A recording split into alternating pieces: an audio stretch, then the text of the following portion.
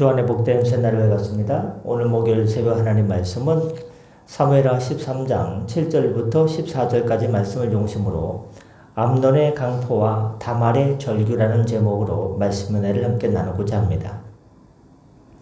앞선 사무엘하 13장 1절부터 6절까지는 암논과 요나답이 짠 간교한 계략을 보셨습니다.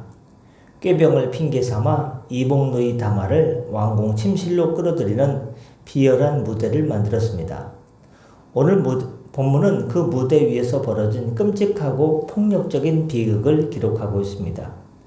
이 이야기는 죄의 욕망이 얼마나 파괴적이고 잔인할 수 있는지를 적나라하게 보여줍니다.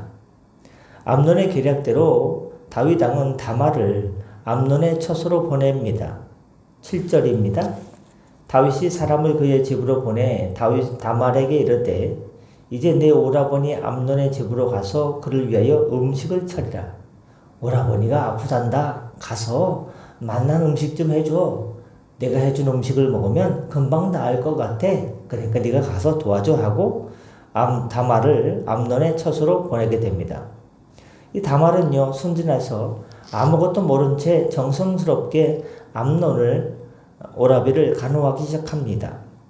암논이 요청한 대로 반죽을 가져다가 그 앞에서 떡을 만들고 그 떡을 구워서 암논에게 대접합니다. 8절 말씀 보면 이 모습은 다말의 순수하고 헌신적인 노이의 마음을 보여줍니다. 8절 보십시오. 다말이 그 오라버니 암논의 집에 이르매 그가 누웠더라. 아이고 얼마나 아프어 동생. 다말이 밀가루를 가지고 반죽하여 그가 보는 데서 과자를 만들고 그 과자를 굽고 그 냄비를 가져다 그 앞에 쏟아놓아도 암논이 먹기를 거절하고 모든 사람 다 나가라 라고 이야기합니다. 암논은요, 이 떡 먹기를 그런데 떡을 구웠는데요, 안 먹는다는 거예요. 그리고 모든 사람에게 9절 말씀 보니까 다 나가 있게 합니다. 물러가라. 암논은 이 간계한 요청을 통해서 완벽한 은폐와 단절을 시도하기 위한 것입니다. 왜? 아무도 이걸 보면 안 되니까. 난 부끄러운 일을 할 거니까 누가 있으면 그 일을 못하니까 다 나가라고 하는 거예요. 흑심을 품은 거죠. 모든 증인과 방해 요소를 제거한 뒤에 암논은 다말에게 뭐라고 말합니까?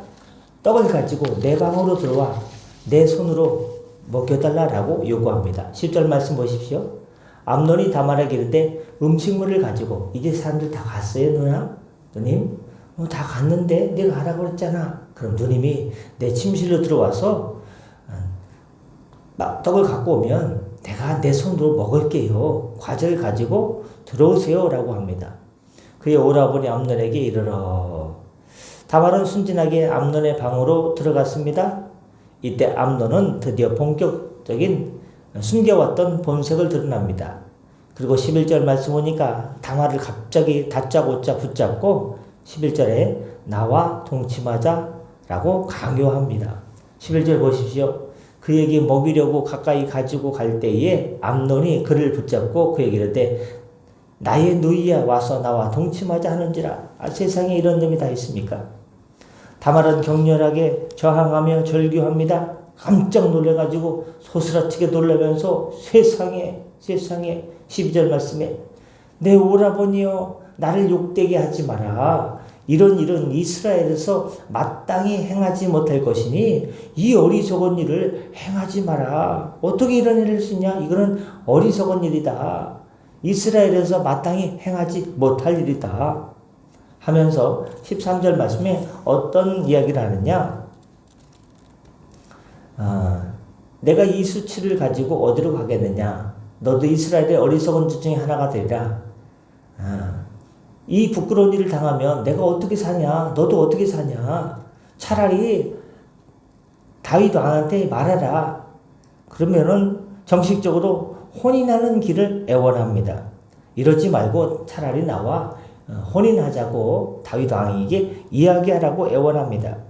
하지만 14절 말씀 보니까 암논은 이미 욕망에 눈이 멀어서 다말의 간청을 듣지 않습니다. 그리고 14절 말씀에 암논이 그 말을 듣지 않냐고 다말보다 힘이 세므로 억지로 그와 동침하니라라고 기록하고 있습니다. 다말의 순결과 인격은 암논의 강포에 의해서 처참하게 밟히고 말았습니다. 이런 일은 다윗의 가정에 복수와 파멸을 예고하는 가장 어두운 그림자가 되고 말았습니다. 암논의 욕망은 정성껏 구워진 떡처럼 보이는 가장 평화로운 순간을 이용해 터져 나왔다는 사실이 더욱더 비극적인 것입니다. 오늘 본문을 통해서 우리가 얻을 수 있는 교훈 첫 번째는 죄의 욕망은 외적인 평화를 가장한 채 가장 은밀한 곳에서 폭발합니다. 다말이 떡을 만드는 행위는요, 가족 중에 누가 아픕니다. 그러면 우리는 떡을 주로 주기보다는요, 죽을 수 주지 않습니까? 옛날에 흰죽 많이 먹었죠. 요새는 야채죽도 있고, 쇠고기죽도 있고, 전복죽도 있고, 저기 죽집에 가면요, 별의별 죽이 다 있습니다. 아픈 가족을 위해서 죽을 써주면요, 참 사랑 아닙니까? 돌봄과 평화를 상징합니다. 떡을 만드는 행위는. 암논은 바로 이 평화롭고 친밀한 상황을 이용해서 죄의 폭력을 터뜨린 것입니다. 그는 사람들을 물러가게 해서 완벽하게 은폐된 공간, 목격자도 없고 말리는 사람도 없도록 은폐된 공간을 만들었습니다. 죄의 욕망이 가장 안전하고 신뢰하는 관계를 이용해서 가장 치명적인 공격을 감행한다는 것입니다. 우리는요, 가장 평안하고 은밀한 순간일수록 영적인 경계심을 늦추지 말아야 됩니다. 가장 편안할 때 더 죄짓기 쉽기 때문입니다. 기독교 고전 C.S. 루이스의 스크루테이프의 편지에서 악마 스크루테이프는 그의 조카에게 인간을 유혹할 때 어떻게 하는지 알아? 갑자기 하고 무섭게 가서 인간을 갖다가 유혹하지 말고 화려한 악이 아니라 그냥 일상생활에 평화롭고 일상적인 악을 이용해서 스펀지에 물이 스며들듯이 서서히 인간을 유혹하면 그가 넘어오게 돼 있어라고 조언합니다. 암논이 떡을 거절하고 다말을 침실로 끌어들이는 행위는 죄가 평화로운 일상을 가장해서 떡을 만들어서 가족이 아프니까 갖다 주는 것을 이용해서 은밀히 침투하는 사탄의 전략과 같습니다. 여러분, 시험에 들지 않기 위해서 늘 평상시에 기도해서 분별력을 가지고 이기시길 바랍니다. 주님의 능력으로. 두 번째, 죄의 유혹 앞에서 율법의 지적은 멈춤의 기회입니다. 다말은 암논에게 뭐라고 했습니까? 나를 욕되게 하지 마라. 이스라엘에 이런 일이 세상에 어디 있느냐. 이게 다 알려지면은 이게 참 어떻게 되겠느냐. 이 자체가 잘못됐다. 다말은 뭐라고 말합니까? 12절에 내 오라버니여 나를 욕되게 하지 마라. 이런 일은 이스라엘에서 마땅히 행하지 못할 것이니 라고 이야기합니다. 다말은 이 외침으로 이 행위가 하나님의 율법에 금하는 위배되는 어리석고 부끄러운 죄임을 명확하게 지적한 것입니다.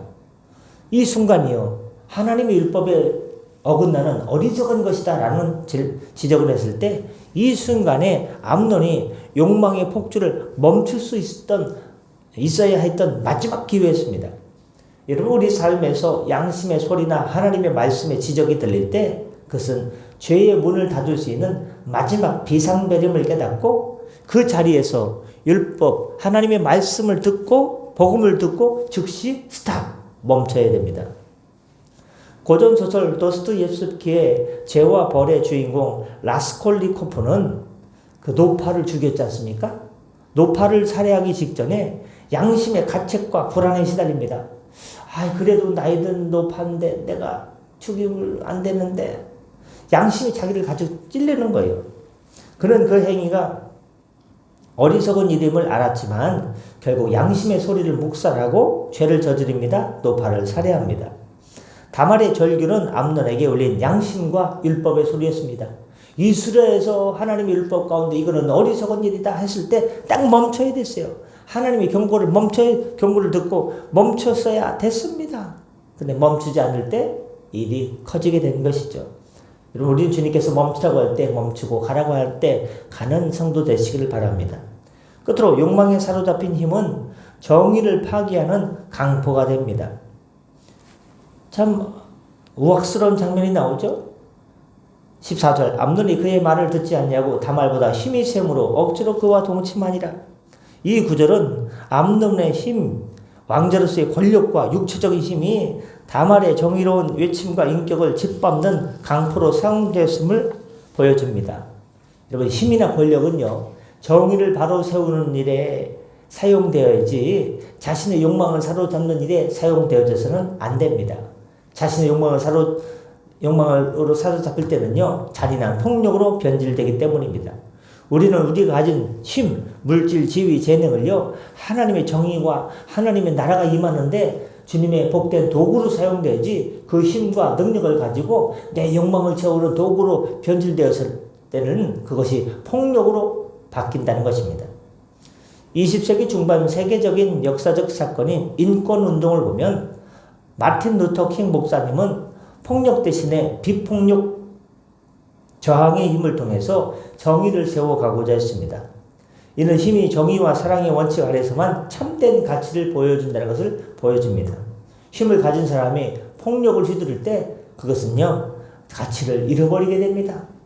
암논이 가진 왕자로서의 힘은 욕망에 의해 정의를 파괴하는 강포가 되었지만 참된 믿음은 힘을 절제하고 이웃을 섬기는 주님의 도구로 사용되어야 할 것입니다. 말씀 마치고자 합니다. 사무엘하 13장 7절부터 14절은 암논이 평화를 유지한 계략으로 괜찮아, 내가 아파, 먹을 것 좀 줘, 너희가 만드는 떡 한 조각만 먹으면 내가 금방 병에서 날 것 같아, 마치 아무 일이 없는 것처럼 평화로운 것을 위장한 계략으로 그것을 갖다가 죄 짓는 그 공간으로 사용됐습니다. 다말을 강포하였고 다말이 율법의 경고를 외쳤음에도 불구하고 욕망에 사로잡힌 힘이 바로 정의를 위한 것이 아니라, 좋은 것이 아니라 폭력으로 귀결된 비극을 보여줍니다. 이 이야기는 죄의 파괴성을 보여줍니다. 죄가 얼마나 무서운지, 모든 것을 얼마나 망가뜨리고 무너뜨리는지를 보여줍니다. 우리는 죄를 멀리해야 됩니다. 죄를 했으면 회개해야 될 것입니다. 오늘 본문을 통해서 반면 교사로 삼는 우리 모두가 되기를 예수님의 이름으로 소망합니다. 기도하겠습니다. 저희를 보호하시는 하나님 아버지, 저희가 암논처럼 통제되지 않은 욕망에 눈이 멀어 힘을 강포에 사용하지 않게 하여 주옵소서. 다말의 절규처럼 저희 양심의 소리와 주의 말씀을 들 때 그 자리에서 멈춰 하고 즉시 멈출 수 있는 용기를 주시옵소서. 저희의 삶이 은밀한 죄에 무너지지 않도록 늘 깨어 경계하며 깨어 기도하며 순결함을, 주의 순전함을 지키게 하여 주옵소서. 하늘의 불말과 불병거로 우리를 지켜 보호하여 주옵소서. 죄를 멀리하고 하나님의 의로 나아가게 하여 주옵소서. 추운 날씨입니다. 성도님들 건강으로 인도하여 주시고 회복시켜 주시고 모든 체력 과정들이 주의 은혜 가운데 이루어지게 하여 주옵소서. 오늘 우리의 삶을 주님께 성령께 의탁하며 주님께 의탁하며 감사하며 축복하며 우리 구주 예수님의 이름으로 기도드렸사옵나이다. 아멘. 다 같이 자유롭게 기도하시고 편하게 들어가시겠습니다.